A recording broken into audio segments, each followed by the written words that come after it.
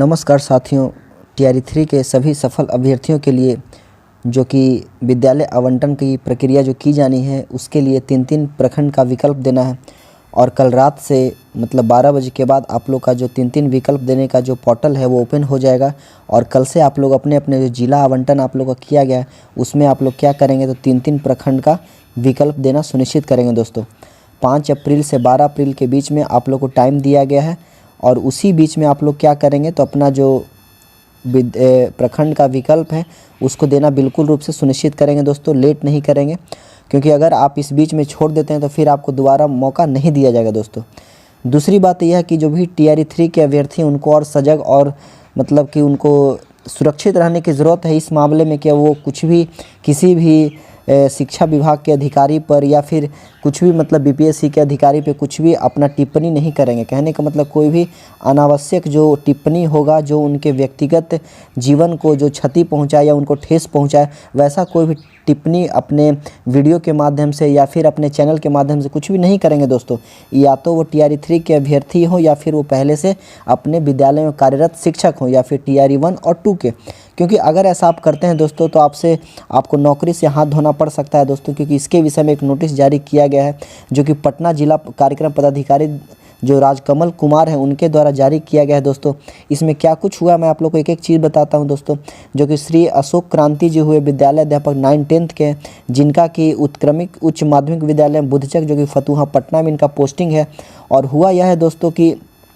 उपर्युक्त विषयक विभागीय स्थापना समिति की बैठक में लिए गए निर्णय के आलोक में निदेशक प्राथमिक शिक्षा विभाग बिहार पटना के ज्ञापन 868 दिनांक 24/3/2025 के द्वारा कुल 10,225 शिक्षकों का स्थानांतरण करते हुए विभिन्न जिलों में स्थापना किया। कहने का मतलब है दोस्तों कि जो भी ट्रांसफ़र प्रक्रिया की चल रही थी उसमें 10,225 शिक्षकों का क्या किया गया था, ट्रांसफ़र किया गया था। दोस्तों लेकिन उसी विषय में एक जो शिक्षक है उन्होंने क्या किया तो उक्त किए गए स्थानांतरण पदस्थापना पर आपके द्वारा आज दिनांक 28/3/2025 को बीपीएससी टीचर्स ऑफिशियल आईडी पर एक वीडियो यूट्यूब पर पोस्ट करते हुए विभाग द्वारा लिए गए निर्णय पर तक टिप्पणी किया। कहने का मतलब है दोस्तों कि इन्होंने जो आपका ट्रांसफ़र किया है उसके विषय में क्या किए हैं, यह जो अशोक क्रांति जी हुए यह अपने वीडियो के माध्यम से यूट्यूब पर एक पोस्ट करते हुए विभाग द्वारा लिए गए जो आपका निर्णय है उस पर टिप्पणी कर दिए हैं। और क्या चीज़ पे किए हैं तो बीपीएससी टीचर्स ऑफिशियल आईडी है उस पर इन्होंने एक यूट्यूब पर पोस्ट कर दिया है दोस्तों, जो कि शिक्षा के आचरण मर्यादा के विरुद्ध है एवं यह स्पष्ट करता है कि आपके द्वारा परीक्षा अवधि में सोशल मीडिया पर विभागीय नीतियों एवं आदेश पर कटाक्ष करते हुए विभाग के वरीय पदाधिकारियों के विरुद्ध आपत्तिजनक टिप्पणी, अनर्गल, तथ्यहीन विहीन आरोप लगाकर शिक्षक समाज एवं जनमानस में भ्रम फैलाकर अपने आप को स्थापित करने का प्रयास किया गया। कहने का मतलब कुल मिलाकर यह है दोस्तों कि ये जो शिक्षक हो इन्होंने क्या किया, मर्यादा के विरुद्ध यह कार्य किया है। और इनका जो ट्रेनिंग जो पीरियड है जो 1 साल का परीक्षा अवधि होता है दोस्तों, इसके दौरान आप लोग को बहुत सजग रहने की जरूरत है कि हम ऐसा कोई भी काम ना करें जिसकी सरकार के हम नज़र में आए और हमको अपना सरकारी जो नौकरी है उससे हाथ धोना पड़े। तो इनके द्वारा एक पत्र लिखा गया है कि आपने ऐसा किया है तो उसके लिए आपको एक स्पष्टीकरण देना है कि आपने ऐसा क्यों किया है और अपने सोशल मीडिया पर जो विभागीय नीति है और उसके आदेश पर आपने कटाक्ष करते विभाग के जो वरीय पदाधिकारी उनके खिलाफ आपने आपत्तिजनक बात कही है, आखिर क्यों कहा है, इसके ऊपर आप एक अपना स्पष्टीकरण जवाब देंगे।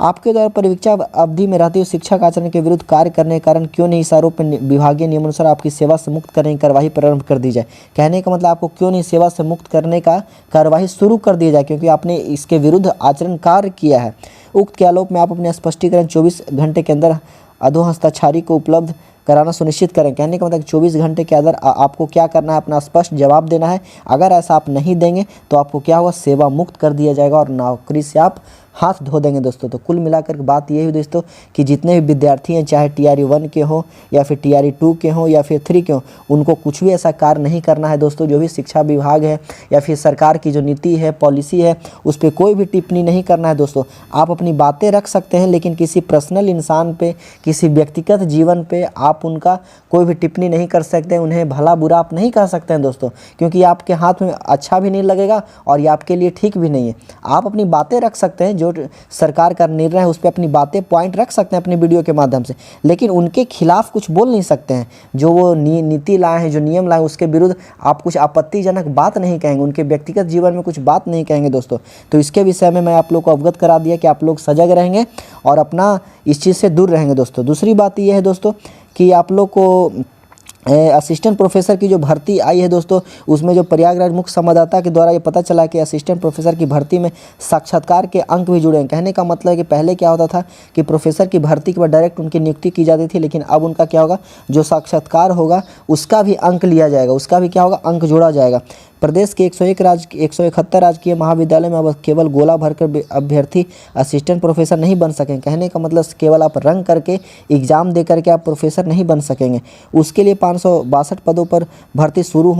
होने जा रही है और अधिक पारदर्शी बनाने के लिए मकसद से उत्तर प्रदेश लोक सेवा आयोग ने पूरी तरह चयन प्रक्रिया में बड़े बदलाव करने का निर्णय लिया है। अब स्क्रीनिंग परीक्षा में बहुविकल्पीय प्रश्न की बजाय विस्तृत उत्तरीय प्रश्न पूछा जाएंगे और इसके अंक परिणाम में भी जुड़ेंगे। कहने का मतलब है दोस्तों कि आप लोग को जो ऑब्जेक्टिव प्रश्न होता था जिसमें आप लोग रंग देते थे, उसके अलावा आप लोगों को क्या होगा, तो इसके अलावा आप लोग को विस्तृत उत्तरीय प्रश्न पूछे जाएंगे जो कि आप लोग को लिखना होगा, तो उसके अंक भी जोड़े जाएंगे। उसके लिए पूर्व में अभ्यर्थियों की छंटनी के मकसद से होने वाले स्क्रीनिंग परीक्षा में केवल बहुविकल्पीय प्रश्न होते थे और क्या होता था,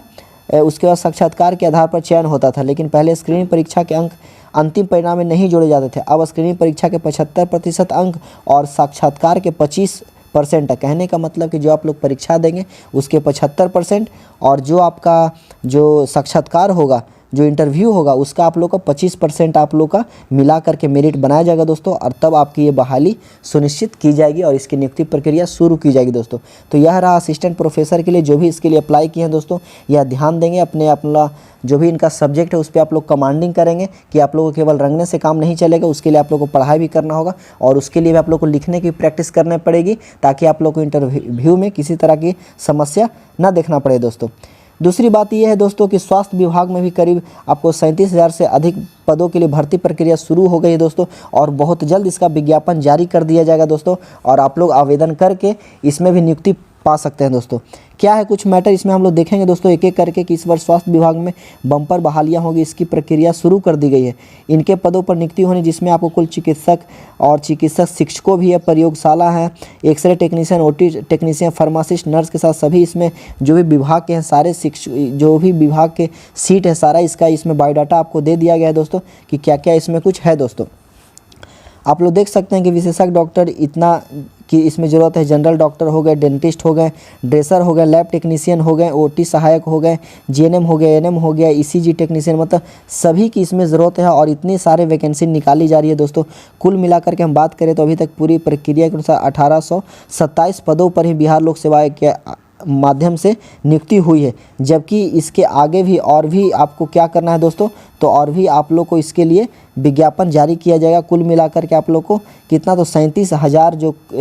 आपको पद होगी स्वास्थ्य विभाग में, इसकी प्रक्रिया शुरू की जाएगी। तो आप लोग जितने भी स्वास्थ्य विभाग के लिए जो इंतज़ार कर रहे हैं कि हमको आपको फार्मा का हो गया या फिर डी फार्मा बी फार्मा वाले जो इंतज़ार में, डेंटिस्ट वाले हैं, लैब हो गया, टेक्नीशियन हो गया, ओटी सहायक, जो भी विद्यार्थी इंतजार में है इसकी परीक्षा के लिए, वो अपनी तैयारी के लिए अपना तैयारी शुरू कर देंगे, अपनी रणनीति शुरू कर देंगे और एग्ज़ाम बहुत जल्द ही आप लोग का होगा, आवेदन भी लिया जाएगा और तब आप लोग की नियुक्ति की जाएगी दोस्तों। तो कुल मिलाकर ये 3 अपडेट था आप लोग के लिए जो भी विद्यालय आवंटन के लिए रेडी है कि जो उनका विद्यालय आवंटन कब से होगा, तो उनके लिए भी बहुत जल्द सूचना दी जाएगी। दूसरा, जो शिक्षा विभाग में इतनी सारी वैकेंसी दी गई है इसके लिए आप लोग अपना रणनीति बना लीजिए। और तीसरा कि आप लोग को कोई भी अनर्गल बातें नहीं करनी यूट्यूब के द्वारा, ताकि किसी भी अधिकारी या किसी भी व्यक्तिगत जीवन पर उनका प्रभाव पड़े। तो मिलते हैं फिर नेक्स्ट अपडेट में। अगर कुछ प्रश्न रह गया हो तो कमेंट बॉक्स में जरूर दीजिएगा। मिलते हैं फिर।